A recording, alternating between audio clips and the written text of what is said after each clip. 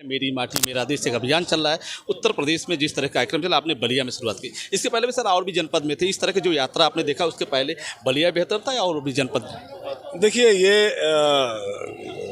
किसी तरह की कंपैरिजन की बात नहीं होनी चाहिए, तुलना इसमें नहीं की जा सकती, क्योंकि ये जो भाव है ये हृदय से निकलता है, जो देशभक्ति का भाव है, और उसकी अभिव्यक्ति अलग अलग तरीके से हो सकती है, लेकिन इस पर अभिव्यक्ति की तुलना नहीं की जा सकती, भाव की तुलना ज़रूर करनी चाहिए। और इस भाव में कहीं कोई तुलना नहीं हो सकती, क्योंकि प्रत्येक इस देश का व्यक्ति, प्रत्येक नागरिक देश के प्रति उतना ही प्रेम और उतना ही सम्मान रखता है और रखना चाहिए उसको।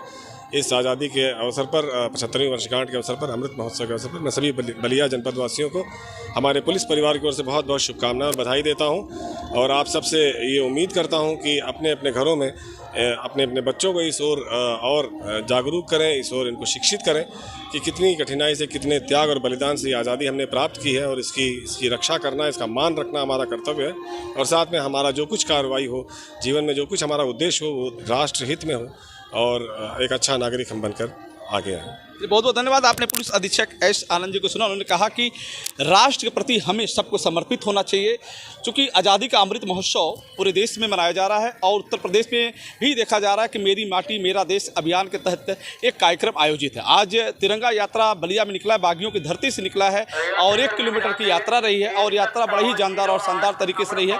कप्तान साहब ने कहा कि मैं हर जनपदों में रहा हूँ, बलिया भी अपने आप में एक अलग इतिहास है, और चूंकि यहाँ आज़ादी की बात होती है, यहाँ के लोगों ने, यहाँ के क्रांतिकारियों ने जिस तरीके से बलिया को आज़ादी दिलाई, जो अपने बलिया को आज़ादी दिलाते हुए जिस तरीके से बलिया को पूरे विश्व में एक अलग नाम दिया।